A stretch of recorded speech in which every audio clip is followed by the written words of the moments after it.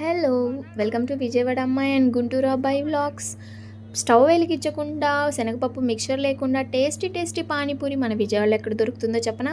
గాంధీనగర్ రోడ్‌లో.